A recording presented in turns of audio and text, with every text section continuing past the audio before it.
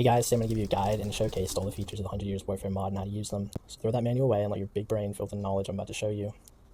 So to start off, press the middle mouse button to switch between friendly and hostile when in creative mode. And I'm going to spawn a bunch of shieldmen here so I can show you how to make formations and control them and stuff in the RTS mode that the mod offers. And I have a sword and chestplate here. You can give them even modded tools as well by just crouching and left clicking. And that's pretty useful for arming them up. And if you open up their menu, you can choose their name. I'll just name him Bob. You can also change their appearance as well, but that's blocked behind a paywall, unfortunately. Just kind of sucks, but it's whatever. You can also set their combat strategies individually, so like autonomous combat, just normal one for exploration. It's good for like sending them on patrols. Indiscriminate, no idea what that one means at all. Ceasefire, that makes them stop shooting, really useful for archers who are getting annoying. Command only, it's pretty self-explanatory. So anyway, I'm here in survival now. As you see, if you try and fly too far and use it as a free cam, you'll smack straight into a border, so can't be using that to cheat. Anyway, first I'm going to show you how to use formations. So if you go to Alt, you have all these abilities to choose from. I'm going to go to Edit Formation, and you have all these formations you can do. Personally, I think only line, loose, and tight are the only viable ones. All the others are kind of cool, I guess, but not really useful. So if you select them all and then press F, they'll go into their formation, and you can even move them around their formation. They'll stay that way. So anyway, if you want to choose line, you have to click, and then they'll go into line formation, which is pretty cool. Also, do take note that if you try and select just a couple of them, like I am right here, while they're in formation, you will not be able to do that. It will just select the entire unit. So all you have to do is just unformation them, and then you'll be able to select just a couple of them, because I've seen some people have quite a few problems with that. Anyway, on the left here, you have all these options here. I'm going to try hold, and they'll just hold wherever you tell them to. You can also switch between their shields. You can go on and off, as you can see. Anyway, if you press A and then click on any mob in the game, they'll just charge and attack them for you. So you have a small unit of militia here. They're just going to demolish them because they're shieldmen. You can also control your player character as well as a unit, which is pretty cool. You can also disable that entirely because they do get the hunger effects that your militia does, which is really weird. Anyway, if you select follow, then they will all just follow you, and they do teleport to you if they get too far. They don't seem to follow you when you're in RTS mode though. But as you can see, if I click on them, you can see their follow is on and they will follow me around, which is pretty cool. Anyway, if you select them all and just tell them to move somewhere else, then they'll just stop following you. And as you can see, their follow is off.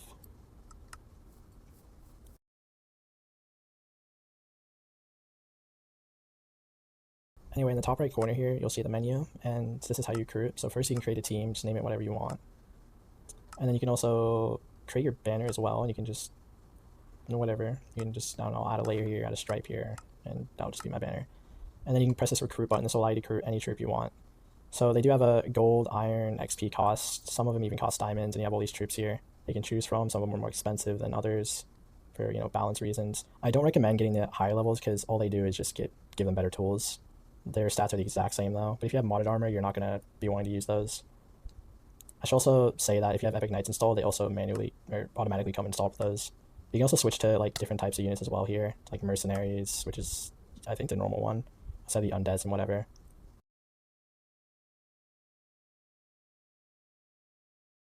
Anyway, let's head down this road here and down to the next section of the video. So in the food supply, or the supply point block, you can actually first let me spawn some shieldmen for reference here. You can deposit food into supply points, and I'll put that in here right now. And as you can see, it's turning into supply points. Your troops need food, and the supply points are what gives them their food. And the supplied units will always be 0. They're sometimes not. It's really unpredictable. It doesn't actually mean anything.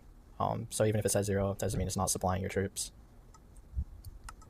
So you also have a player supply here, and that's basically for like if you're on the move, they can draw from your personal storage and convert food into supply points, and they won't go hungry. Now that you know how to supply your troops with food, let's go on to the workers. So here we have a lumberjack worker, and here are the other workers you can get. As you can see, we have a fisher, miner, breeder, lumberjack, and the farmer, and they all have a unique crafting station that they use, not crafts, the workstation. So let's go back over here, and as you can see, I have a funnel underneath this lumber station, and the funnel puts it into the transport block, and this porter worker can actually take the items from that transport block and put it in your warehouse storage, and I'll show you how to do that.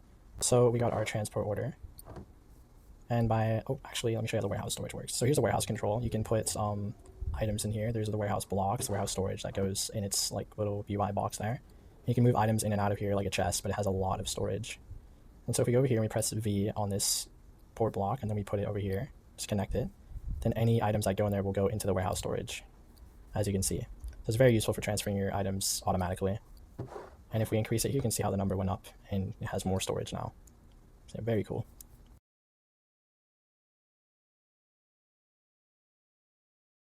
So before I show you the rest of the cool features, I'm going to show you what's in the configuration file for this mod, because a lot of this is really, really important for setting up your world.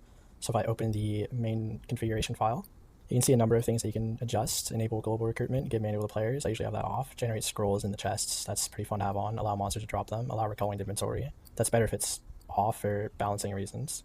Allow changing equipment. Whether or not they can drop equipment, that's like so when they drop their armor when they die. Whether they take durability on their armor and weapons, that's better to have off because that's really fucking annoying.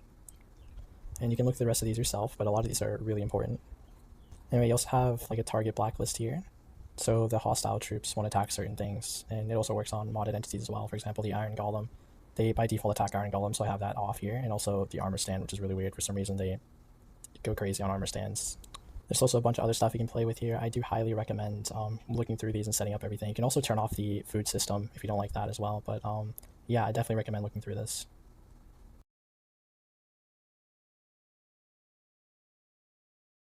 Anyway, now onto the fun stuff. Here we have the siege weapons. We have all the cannons here. I'm going to test them against the wall and show you. To start with, we have the Bombard here. The Bombard does it's honestly the best siege weapon you can get. These things shred castles like nobody's business. They're pretty cheap relatively as well. And we have the cannon here. The cannon is absolutely dog shit. It's not worth your money. You spend quite a bit more than you would the Bombard. You have to have the exact same stats. I don't know where the mod author is going with this cannon. Anyway, over here we have the Culverin. This is more for killing troops. It's like a long range sniper. It does little damage against walls though. And then we have the big boom, the big Bombard. It's more of a meme weapon. It's pretty costly, but it does do a lot of damage, but it's way too costly for what it does. So I'll show you the Bombard first here. What you want to do is not use attack with these things. You want to use attack position here. So I have that set as V, and you can also set destruction mode on by pressing Shift and O, and I'll just do that for all of these right here. And I'll show you what it does against this wall. So if you press, for me it's V, and then click there. Yeah, they do crazy damage. I have the cannon here. As you can see, it's pretty much the same. I don't know why you'd bother spending all that extra resource just to get the same result. It's really weird. Anyway, as you can see, the Culverin doesn't do very much. Does one block of damage. But it's more meant for wiping out troops at a really, really long range. And lastly, the big boom. Very, very slow. Not viable at all. It has a big boom, but it's not worth the cost. Next we have the battery ram and the siege tower. And I'm going to spawn a bunch of shieldmen, and I'm going to show you how these two work, because I think they're pretty cool. Battery ram's not the greatest, so you can only fit 8. So you just select a few troops, it's 7 here, and then you just click on it and they'll all go inside. And a lot of people forget this. You can actually also mount these, and you can go inside them, which is pretty cool. You can do it for the siege tower as well and right on top of it, which is really cool. So anyway, I'll show you what it does against this gate. I don't recommend using the battery ram at all. You're better off using a Bombard, because they don't actually tank that many arrows. Your troops are just left out in the open after they die. Yeah, as you can see, it very slowly just pounds its way through the gate, destroys the blocks around it. I think it's so cool, but I would not use this at all. So I'm going to do the same thing for the siege tower. The siege towers are a lot better. These are some of the best siege weapons you can get. So I'm going to grab as many as I can. I'm going to put them all in here. Not you guys. Oh, I pressed attack. There we go. They're all inside the siege tower. And let's attack. And you just set it to wherever you want them to unload them, and no matter the height of the wall, they will just teleport to the top. So as you can see, this wall is taller than the siege tower. They'll get to the top anyway. Well, look at that. So now onto the rest of the siege weapons. I'm going to show you these one by one. So this is the mangonels, I think it's called. I don't know if I'm butchering that pronunciation, but these are really good for doing a lot of splash damage to large armies like that one over there. So those are cool. This is the spring owl. These are honestly like the best in my opinion. They move really quick. They're cheap. They do a lot of damage. They're great for land battles, great for defense. They're just overall great for everything, and they're really economically viable. Anyway, now we have the, I don't even remember what this one's called, but it's got a ton of barrels. Not very good. Also kind of a meme weapon. It's not very accurate. I don't know what this guy's looking at, but I would not use these. They're great for defense though, I guess. They're just not viable. This is the Nest of Bees. This one's really, really, really powerful. It's well worth the cost. This one does a lot of splash damage. Great for wiping out large armies really quickly. And this is the Trebuchet. This is honestly the most OP siege weapon in the whole game. Not because it does a lot of damage or anything, but it outranges everything in the whole game. So you can just snipe castles from like miles away and force them to come out.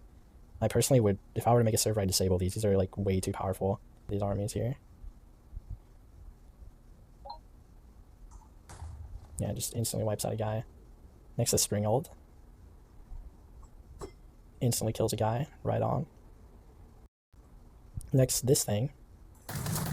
Oh, it actually hit some guys, wow. Didn't kill anybody though.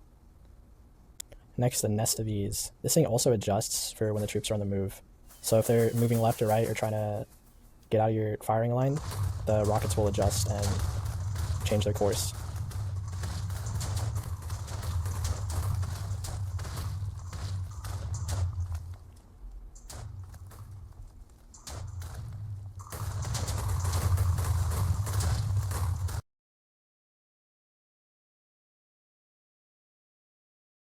Now onto the building system. This part is really, really cool. And as you can see, we have our spawn point and our building tool here. So I'll place a little structure here. And this also allows you to make structures actually spawn in your world naturally, and I'll show you how to do that. So I have a little structure here, and I'll place the spawn point. And this allows you to have troops that spawn in the structure. You have all these options here that you can mess with. Anyway, normally they're by default zombie, but you can change it out just as archer. And always press save current state or it won't work. As you can see, it's archer. I get a mob here just to show that it also saves entities. So if you put any entities inside here, they'll load with the structure as well. So I'll save it here, so by clicking one corner, clicking the other. And always set your third point one block below, like that. I'll just name it whatever. And you have these property options here. And this allows you to make it actually generate in your world right here. As you can see, right now it's false. And you can also change the generation weight that determines how often it spawns in your world, which is really cool. Anyway, here's the damage threshold, and I'll show you what this does. For now, just set to 0.7. And I'll go ahead and place my structure here in the world. Here it is. And you can later change all those things if you don't like them. And by default, generate roads is on. I like to keep that off. And I'll just spawn my structure here. And as you can see, the archers spawn in like they're supposed to. And the villager as well. Anyway, I'll spawn a bombard here. And I'll shoot it here. So when it reaches below a certain health threshold, the structure will actually enter a ruinous state. So if I shoot too many times, it'll crumble down into ruins. I'll show you that here. That's what the damage threshold was that we were adjusting earlier. Maybe one more. Yep, there you go. As you can see, it's crumbling down. And you can also fix it back up if you're in survival mode and you want to repair your castle here. You have these buttons down here, demolish and repair. I'll press repair and it'll build it right back up.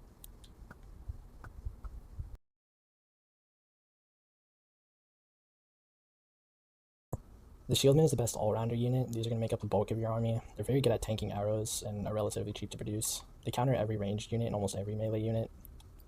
The Warrior is the main counter to the Shieldman. The Warrior sacrifices defense for damage output. They're very good for sending a Shieldman, but are like pretty weak against arrows. So I personally find them best to use when you like sieging a castle, or just like sending them in with your Shieldman to like outplay the enemy. They're not really good at field battles though. They die pretty quickly to archers, so I'd only recommend these for sieging castles. The Spearman's only purpose is countering melee cavalry. A good amount of them cost a lot less than cavalry and kill them pretty quickly. They're however like very terrible at melee combat and will be killed instantly by any other melee unit. Personally, I find them like only good for looking cool as gate guards. The archer is a must-have troop. They have insanely long range and large amounts of them can deal a lot of damage while your enemy is at range.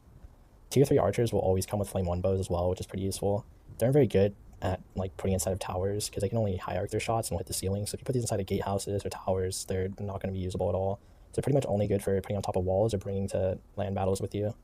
The crossbow is good for defending your gatehouses and towers as they shoot like straight out, unlike the high archers who shoot into the sky. On the field though, they're not as good. An archer army will always outrange you, so they're really only good for putting inside your towers or defensive purposes or just defending your castle in general. The handgunner and matchlockmen are like pretty much the same, with the matchlockmen maybe doing a bit more damage, but like at a way higher cost. The handgunners do a lot more damage at the cost of range than, archers do. But again, if your enemy does have archers, they'll just outrange you, so I wouldn't bring these to field battles. If you decide to put them in your castle for defense, just know they're extremely fucking noisy and will go off like crazy shooting at mobs at night. I really don't find a use for these, but you might. Arguably, not even arguably, Lancer is just the best cavalry unit. It's very economically friendly, and they have a lot more HP than standard units. They have a unique lance charge that deals a ton of damage before they switch to their sword. They used to even one-tap any enemy with their lance, but like for obvious reason, that was nerfed. They also move very quickly and can easily withdraw from unfavorable positions. There's also a light lancer that's slightly faster than the standard lancer, but has overall like worse stats. It only costs a bit less, and you're better off just spending the 2 extra iron just getting the regular lancer.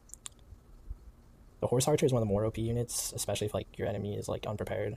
The horse archers can outrange. They can outrange melee units while being faster than them, meaning they can never catch you and close the gap. This allows you to defeat any melee army with literally just a few horse archers. They're also tankier than normal archers, so they outplay them too. Their direct counters are mounted matchlock men and light lancers. Mounted matchlock men are like considerably more expensive and are not economically viable. Light lancers, however, are faster than the horse archers and catch them and kill them pretty quickly. That's kind of all light lancers are good for, though. The best strategy is really just to bring siege weapons to the fight, and that's usually enough to defeat normal-sized horse archer armies. Still, though, spamming these against an unknowing opponent can work like really well and might make them rage quit. The priest is simply a healer and are great for healing your troops while at range. Once you close the gap, however, they die pretty quickly, so are not good at close range field battles. They're very good though for being on top of your walls to heal your archers during a siege, or just having them heal your units while playing range in a field battle. It's best to leave them behind with your archers once the enemy closes the gap, though. Lastly, the warhorse it's just a horse. If you have like the pickup troops and survival configuration on, it makes them very useful because you can pick them up when crossing rivers and going through forests and stuff, which you can't do with normal horses. Other than that, though, they're just horses.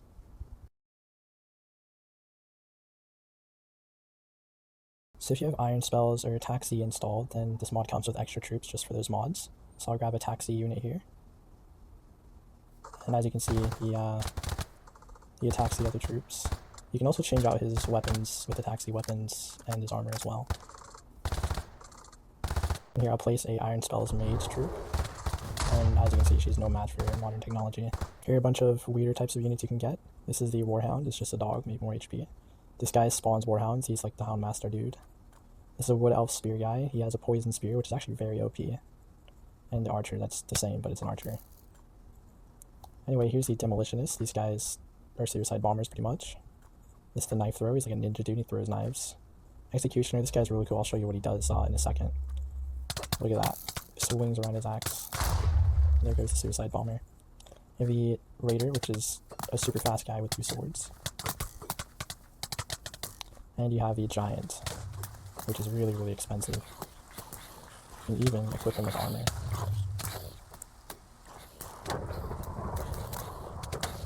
Anyway, that's the end of this video. I hope I covered everything and put you on the right path to building your first empire. Goodbye.